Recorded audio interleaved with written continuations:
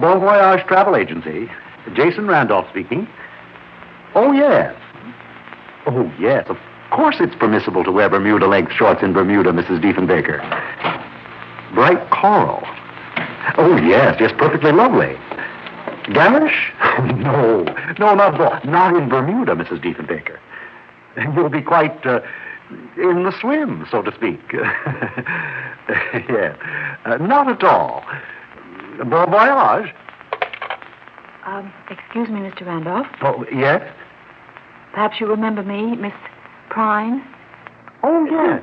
Susan Prine. Yes, of course. You took the round-the-world trip. Have a good time, Miss Prine. Oh, yes, it was wonderful in many respects. It must have been. A trip around the world is certainly wonderful. Oh, yes, it is, yes. Wonderful. Yes, well, so now you're back. Mm-hmm. The ship docked this morning, and I came right on over here after registering at my hotel. Oh? Can I do something for you, Miss Prine? Well, I have a problem, Mr. Randolph, or rather, I guess Bon Voyage Travel has a problem. What sort of problem, Miss Prine? I'm afraid it's a trifle involved. You see, I didn't mind so much not finding romance. I mean, Romance? Well, I never expected Bon Voyage Travel to guarantee anything like that. It's in one of your folders.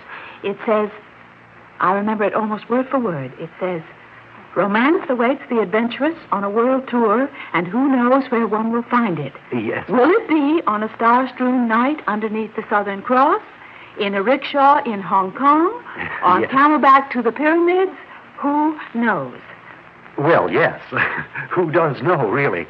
Yes, well, I didn't find it, but that's all right. It's the lost day that bothers me. The lost day. Sunday, June 17th. I lost it when the ship crossed the international date line.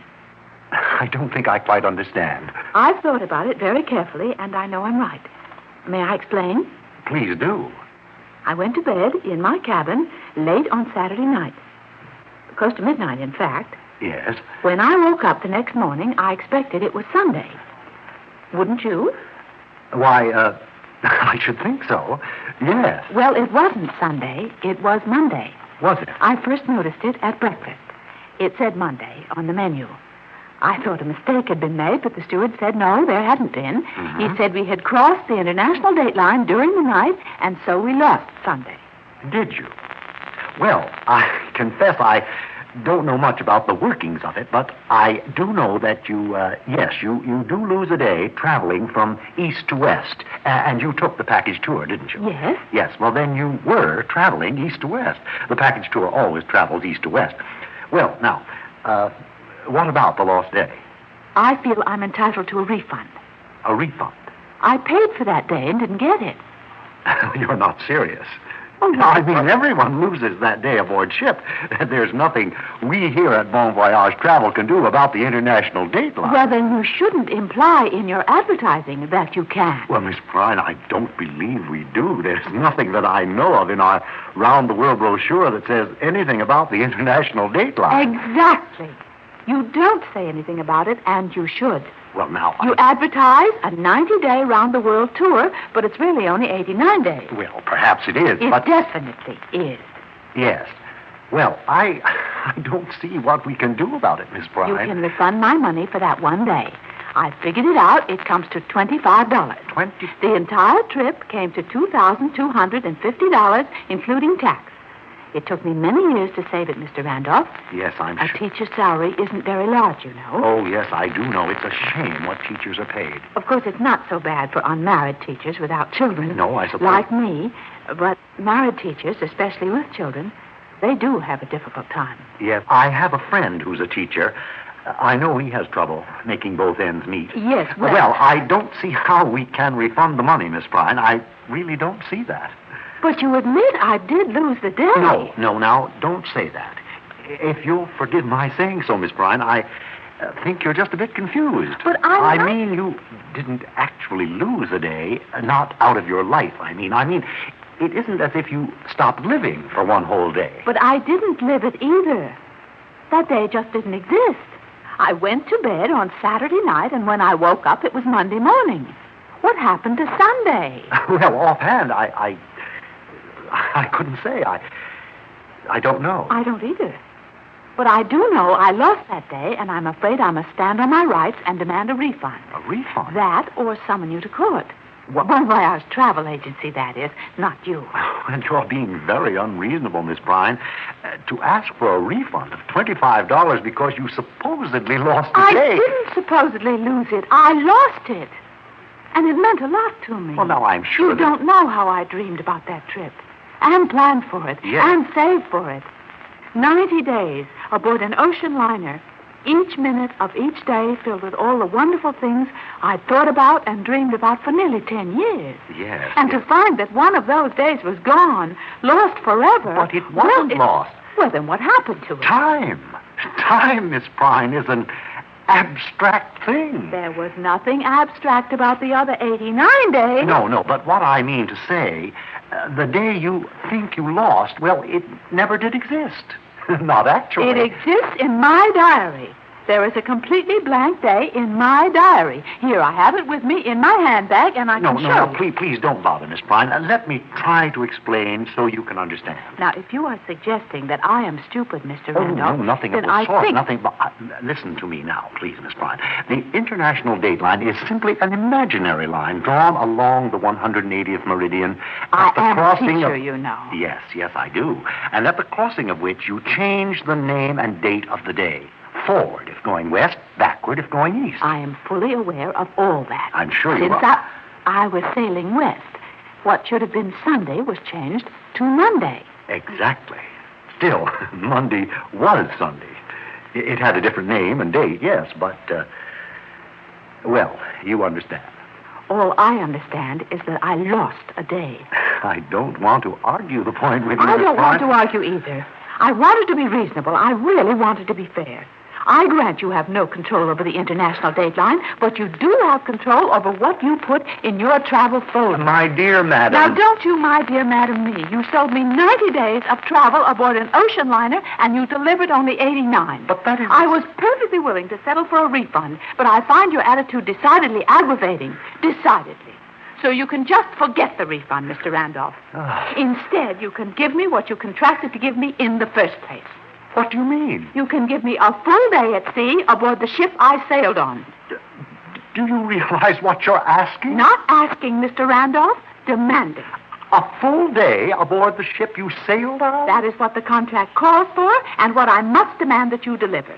Either that, or I shall sue Bon Voyage Travel Agency. And what is more, Mr. Randolph, I shall win.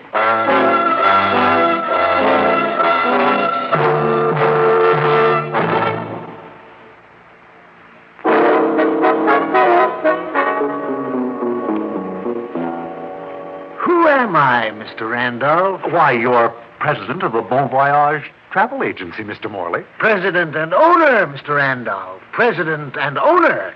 But do I ever travel? No. Everyone else travels, but I do not travel. In 10 years, I haven't even taken a ferry trip to the Statue of Liberty. Do you know what I'm going to do someday, Mr. Randolph? No, sir, Mr. Morley. I am going to get up from this desk. I'm going to that closet. I'm going to open that closet and take out my hat and coat. I'm going to put them on. And then I am going to walk out of here, and I am not coming back for a long, long time. Morning until night, problems. And now you come to me with this utterly ridiculous, this totally absurd kind... Is the woman mad? Well, no, she's just laboring under the delusion that she paid for a day aboard ship that she never got. Can we be expected to control the sun? Were we supposed to move the international dateline for this woman's convenience? She claims that we can control our advertising.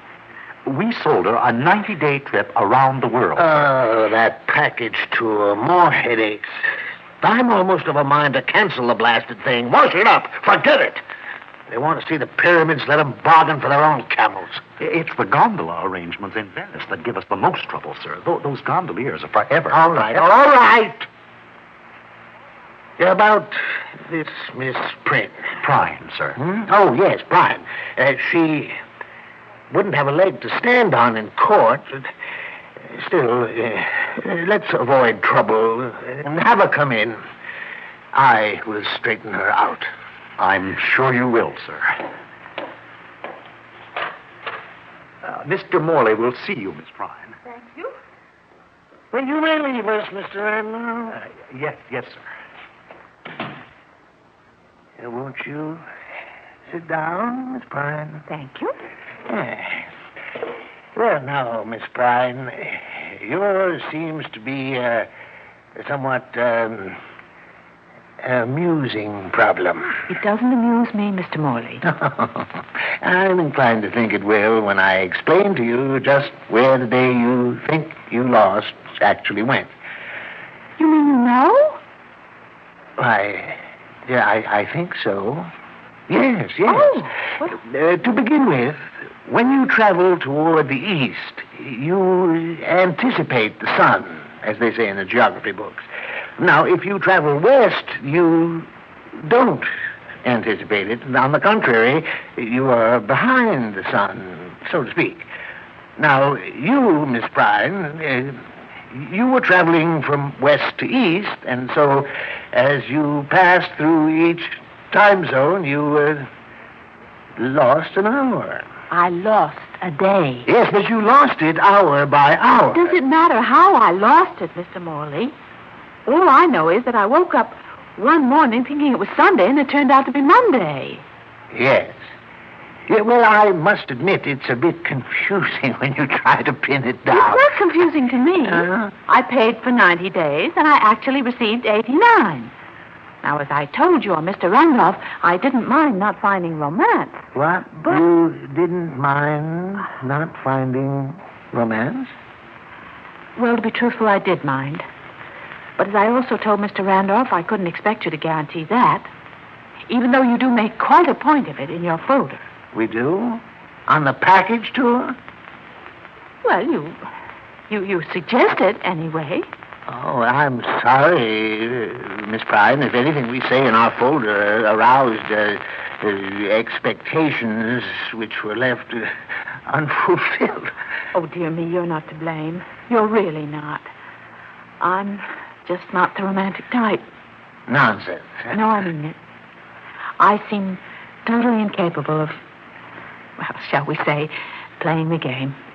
Game? Well, yes, I mean, well, for instance, every woman knows that every man likes to be flattered. Oh? And I am one of those women who seem to labor under a compulsion to call a spade a spade.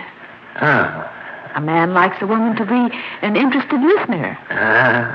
I love to talk. Oh. Take your mustache.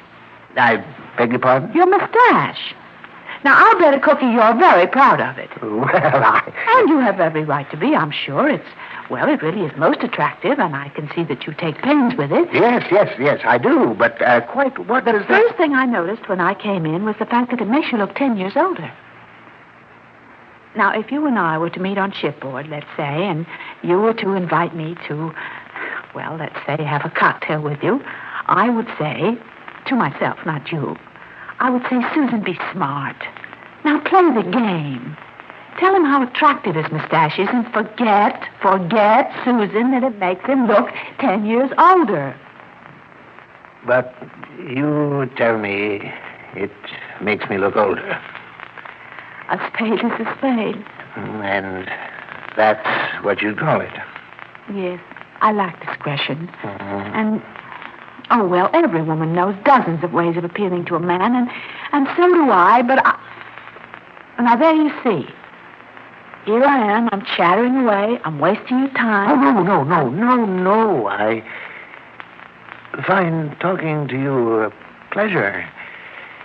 You possess, if I may say so, Miss Prime, a refreshing honesty. Well, thank you. Well, you're the first man who's ever said that to me. You're one of the few women I've ever met to whom I could say it. You know, in a way, we have a good deal in common. Perhaps that's why I never found what you call romance either. You? I'm 50 years old, Miss Bryan, and still a bachelor. Oh, I see. Yes. Yes, I think you do. Well, we have wandered from the point, haven't we? Haven't we, though? It's too bad if you ask me that I couldn't have been on that cruise. I think you and I would have gotten along fine. Yes. Well, to get back to our little problem, what would you like us to do to make it up to you? What? Miss Bryan? Are you crying? Oh, no, of course not. I don't want you to do anything, Mr. Morley. Nothing? I was wrong. I don't understand. Neither did I till now. I guess it was just being able to talk to someone about things. You mean not finding romance where and when you expected to find it? I don't know. It's all mixed up. All I know is I'll be going back to Washington's Ford, Pennsylvania, and in another month my half-term sabbatical will be over, and I'll be teaching school again and going home at night and wanting to cook something wonderful, but there'll be no one to cook for, so there'll be no point. Or thinking it might be nice to go to a movie, only you don't want to go alone. And you're sick of reading, and you're sick of listening to records, and you're sick of the thought that that's all there is or ever will be for you. I know now that that's why that day, that single unimportant day, seemed so terribly important. It wasn't just one day out of my life. It was one day out of a separate lifetime of 90 golden days. Well, that was quite a speech, wasn't it? I've hardly met you, and I confide in you as if you were an old friend. I'm sorry. Don't be. It's always good to get things out of your system. You may be right about what you say, but I feel we owe you something. I'll have a check made out for $25. Oh, no, please. Yes, please don't. yes. I'll have it sent to your hotel. Please. Where are you staying, Miss Bryan? The Luxembourg, but... Luxembourg? Miss Bryan, I don't mean to be presumptuous, but... No, don't think that. But I wonder... Yes? Suppose I brought the check to you in person. Oh, no. Really, Mr. Morley, you must be a very busy man with so many things to occupy you when you leave here. I have nothing to occupy me when I leave here, Miss Bryan. You see, I got sick of reading, too, a long time ago. So I'd be more than happy to bring the check to your hotel. If you don't mind, that is. I would be delighted. In fact, if you're not doing anything special, and you could join me for dinner. I'm not doing anything special. Well, then, shall we say the Luxembourg at 7? Are you quite sure? I am very sure. Well, at 7 then.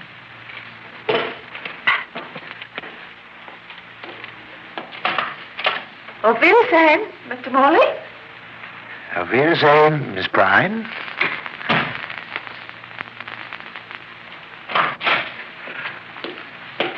Well, Mr. Morley, leave it to you. You not only calmed her down, you made her look positively radiant. Did you hear me, Mr. Morley? Huh? Oh. Randolph. Sir? Does my mustache make me look 10 years older than I am?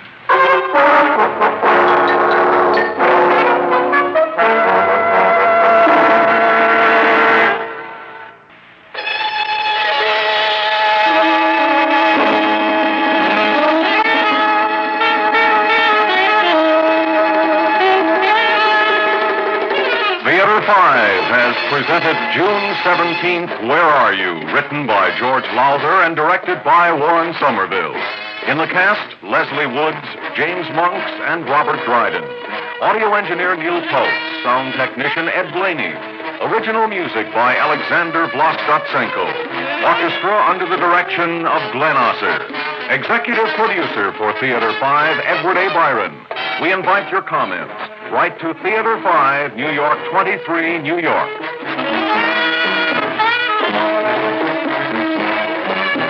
This is Fred Floyd speaking.